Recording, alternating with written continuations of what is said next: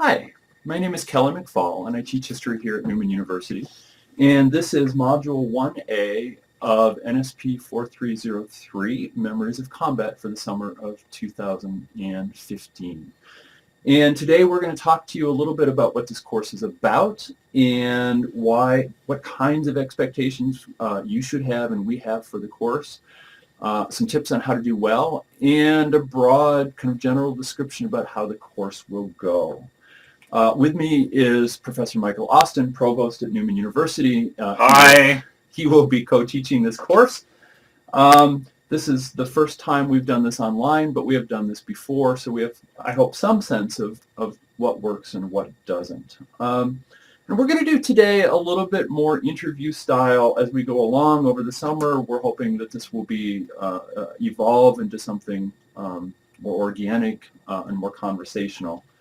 But today we'll start out a little differently. And so I thought we'd start out first by asking Dr. Austin say just a little bit about how he understands the broad category that this course is a part of, right? This is a core course in the Newman Studies program under the Creative Spirit category. So what do you understand creative spirit to mean?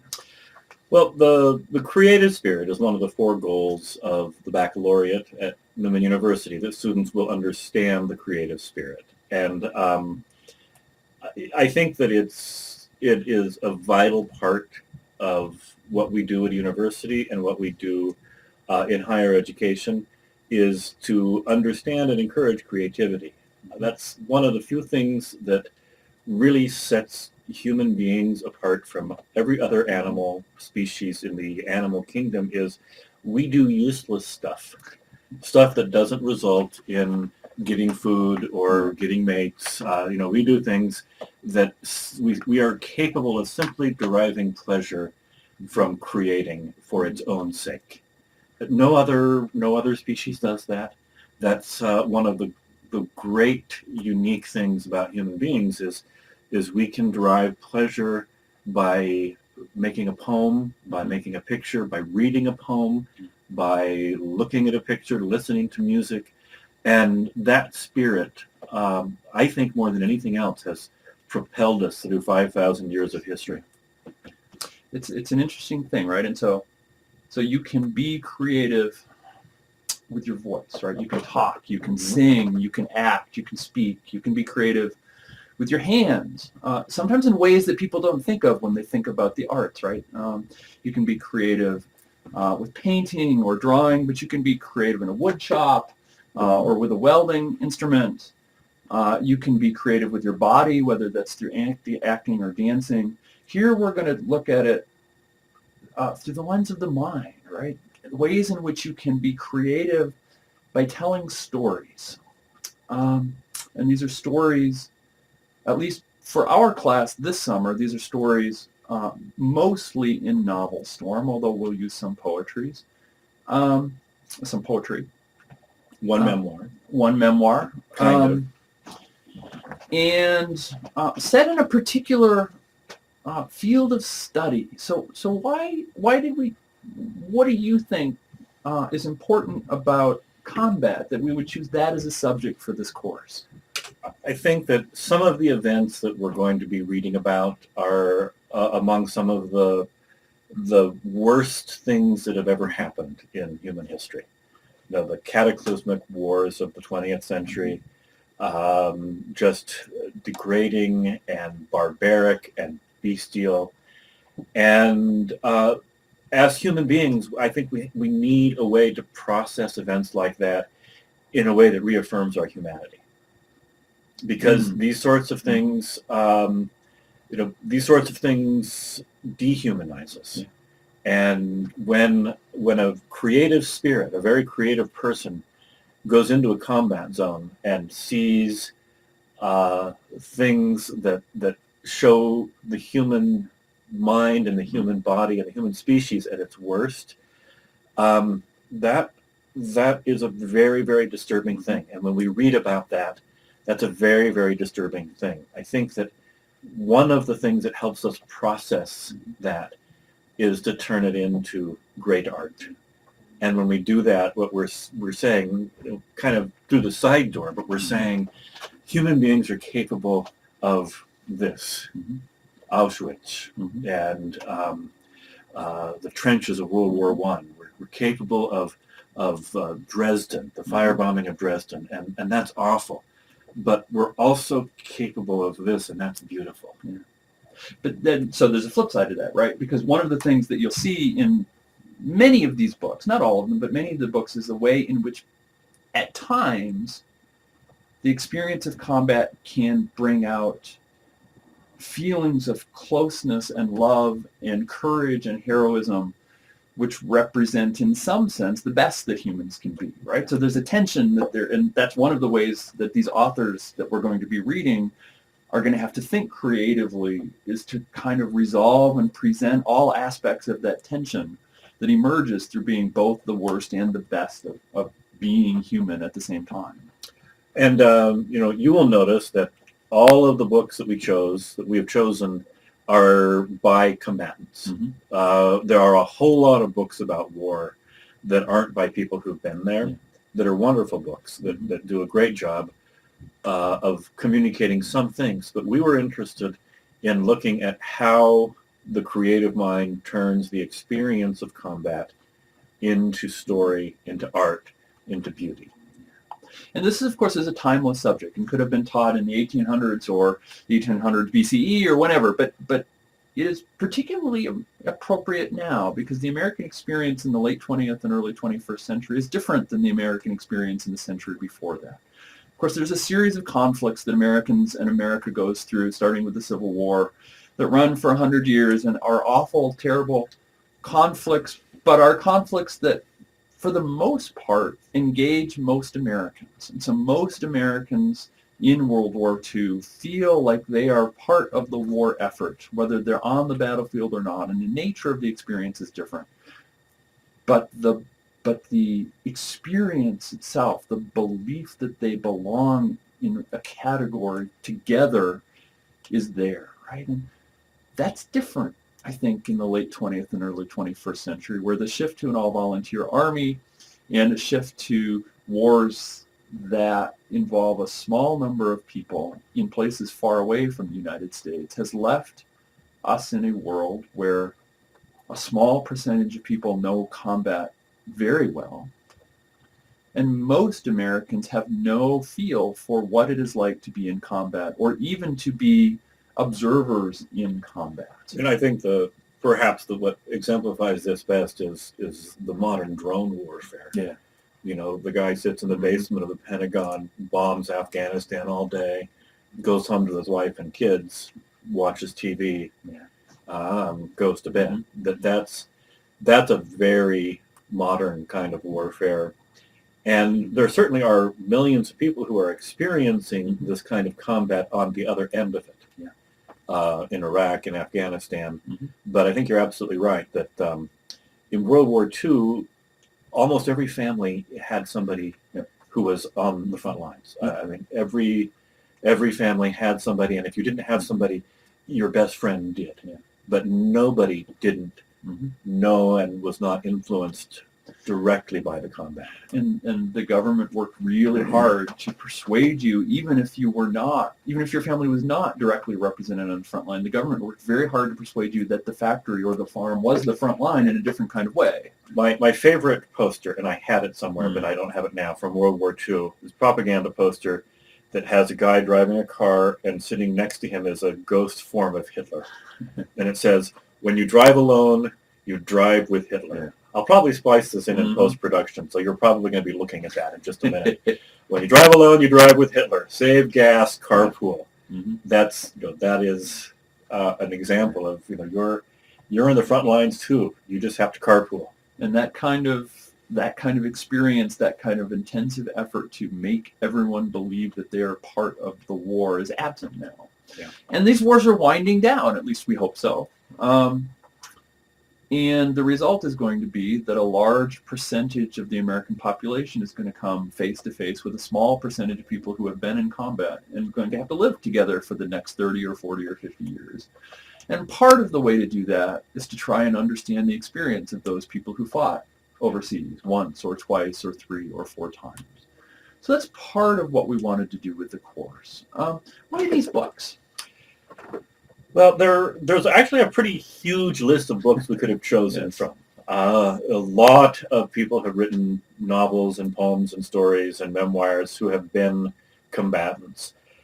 So we looked at a number of factors, but one thing that was important, especially for me, before I was a useless administrator provost, I was an English professor. So most of the novels that we've chosen have sort of a cachet that a lot of people think they're good literature, and I'm one of those people. I mean, I chose novels that I think are good novels that represent great literature, and we thought that we wanted to bring the best novels that we could, and also the novels that are part of the cultural conversation. Our first novel, All Quiet on the Western Front, used to be almost universally read in high school. You know, in the 50s and 60s, you could almost count on everybody in the country having read this book in high school, and that isn't the case anymore. But it's one of those books that many people will have read, and there's an advantage, I believe, to reading books that many other people have read, because that gives us a common vocabulary for talking about things.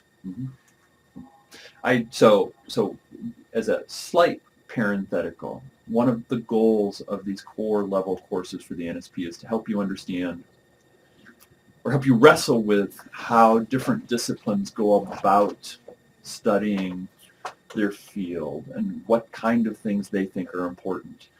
And so I clearly agree with what Professor Austin just said, and we've chosen the book list in tandem. As a historian, I will tell you that privileges a certain kind of author and a certain kind of interpretation. And we'll come back to this periodically, and I don't want to spend much time on it here, but I do want to flag it for you, because an alternative way of looking at this course might have been to grab books, to assign books that were written by people you don't know, by people who are the ordinary people who wrote ordinary prose and ordinary kind of books. We've chosen a different route, I think, for good reason. But do remember that by doing so, we've privileged a particular way of looking at these conflicts. Rich white kids. Indeed. Yes. And so moving from that first rich white kid, the next book we're going to talk about, or you're going to read and we're going to discuss, is Ernest Hemingway. And this is a Farewell to Arms, right? And this is a book also about World War I.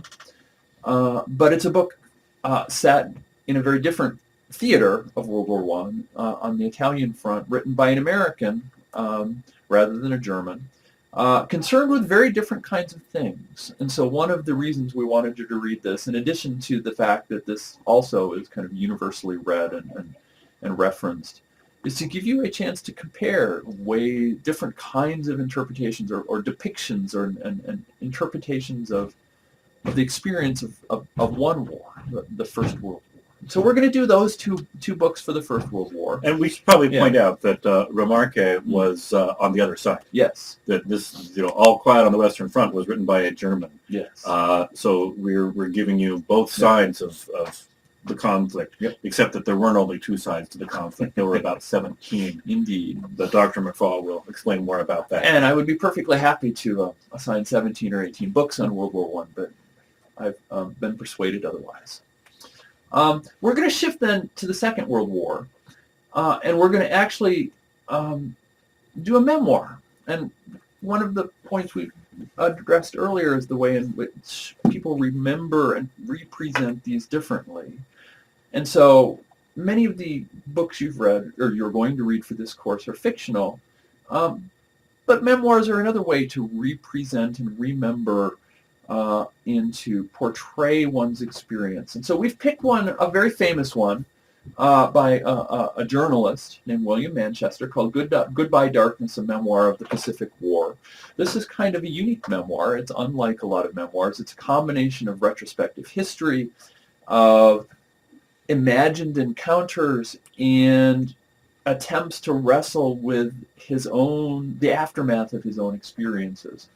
And it really gets us into, I think, a very fascinating question when we ask, why is this book fiction and this book nonfiction when both of them tell stories in very similar ways, both of them take liberties in very similar ways.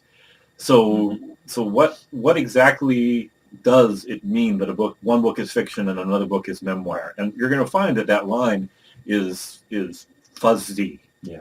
Fuzzy. And I would go even beyond that to talk about the importance of genre, because in one way, this is as much a travel book as it is a war memoir. Yeah. And so we're going to talk about the way genre expectations and kind of customs influence the way these experiences get portrayed.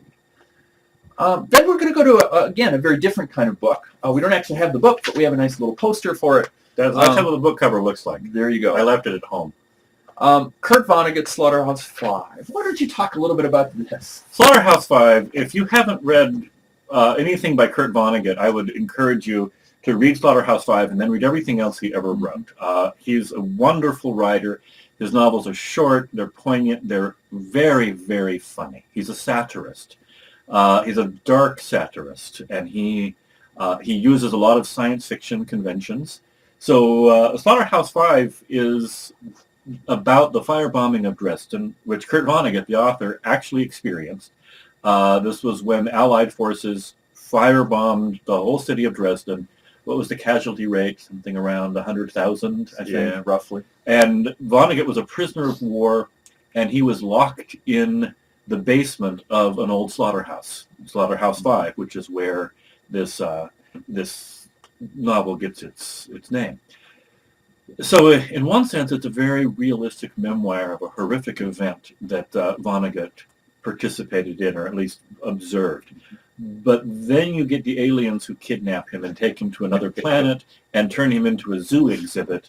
And then he comes unstuck in time and bounces around, and we get this science fiction story that's laid over this very, very poignant story. And what it produces is something that is, in many places, laugh out loud hilarious, but also very, very tragic and pointed. And so it's a wonderful book, and it doesn't even take very long to read. Yeah. We move then to Vietnam, a very different kind of war for the Americans. This, as was All Quiet on the Western Front, this is one of the classics. Tim O'Brien, The Things They Carried. This is a set of short stories. Or maybe it's a novel. Maybe it's fiction, maybe it's not. Maybe it's a memoir. It's really hard to tell. We toyed with asking you to read the book that is labeled his memoir as well. It's this one. And we would encourage you to do so, but it's not assigned for the course. It's If I Die in a Combat Zone, Box Me Up and Ship Me Home. It also is a wonderful book. We decided that we couldn't ask you to read it in the short summer semester. It's gonna help us think about the experience of a very different kind of war, a war which was unpopular rather than a war which was popular, a war in which people stayed for a year rather than staying until it was done, a war which is fought in a kind of geography and a kind of style which is very different than Americans had expected until then. And so it's going to give us a chance to think about the way all of those things influenced his writing, in addition to kind of genre changes. And he's also, of all the writers that we're studying, he's the writer who talks the most about how writing transforms experience. Mm-hmm. He's the one who's most conscious of being a writer. And so we get a lot of very, very good speculation and analysis of how somebody does what we're trying to talk about in this course. How does somebody take these experiences and filter them through a creative imagination and create a work of art? And as you'll see, as you look at the syllabus and the outline for the course, one of the things we'll ask you to do is listen to him talk about that experience as well, to give you a sense both of what he thinks he's doing and to give you a feel for what it's like to listen to somebody and how the act of verbally telling a story is different than the act of writing something. Then we move on. And so far in the course, these are all classic works that everybody or many people have read. Anybody who's anybody has read yes. all these books. Trust us. We're doctors. And so you will thus be anybody or somebody by the time you're done with this course.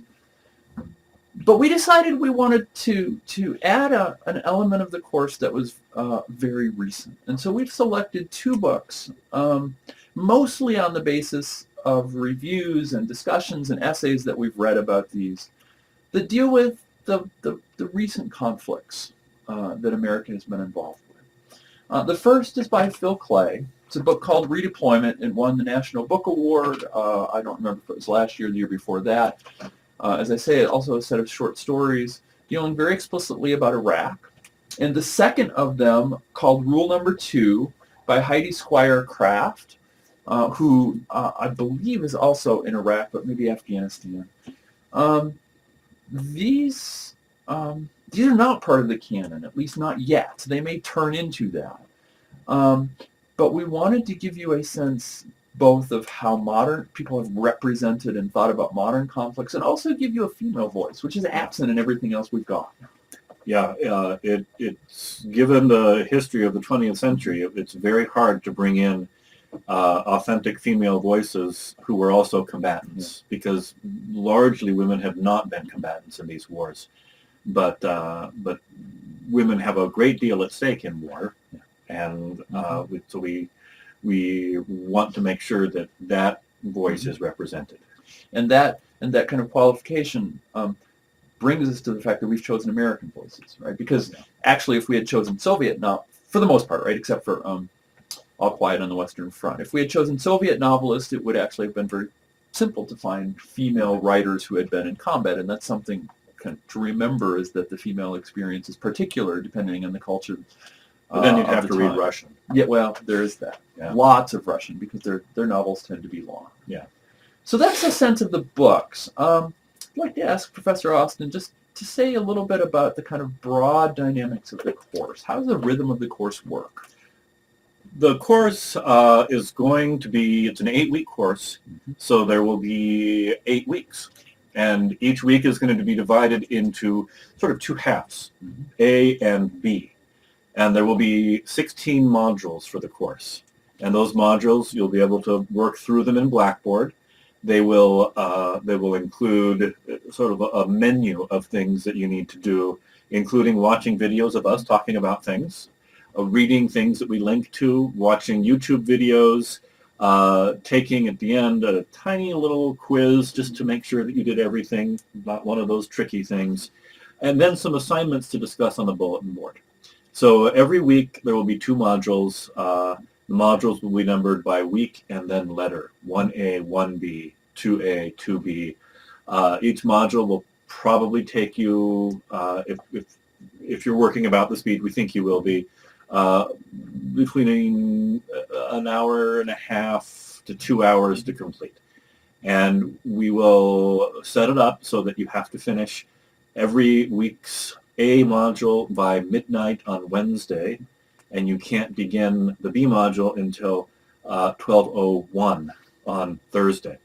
And the reason for that is that because bulletin board discussion will be part of the course, we need everybody to be roughly in the same place, working at roughly the same speed. Otherwise, the bulletin board discussions cannot actually evolve into discussions, and we want them to evolve into discussions. We're going to ask you to do bulletin board posts, but we're going to ask that you respond to each other, and this will be the area where we replicate what happens in a class with the discussion. We're right here trying to replicate what happens in the lecture portion of a class. Yeah, and that's worth maybe emphasizing that these courses, the core courses for the Newman Studies program, are meant to be intentionally participatory. And there are some challenges to that when you are scattered across the state and the country in the summer. But I think we can replicate the intent of that and the spirit of that through these discussions on Blackboard. And we're depending on you to participate in those actively, and we will follow those actively and weigh in as we think is appropriate. And this is your chance to teach and learn from each other as well as simply listening to us. And especially in this kind of course, that's That's an important component of the student experience.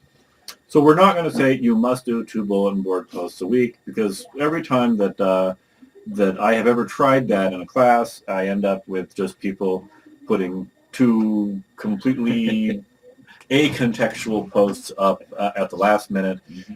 We're going to grade the bulletin board posts like we would grade a class discussion. Are you coming prepared? Are you talking? Are you engaging what other people say? And that will be a significant component of the final grade. So that's the broad contours of the course. Of course, you can read the syllabus on Blackboard.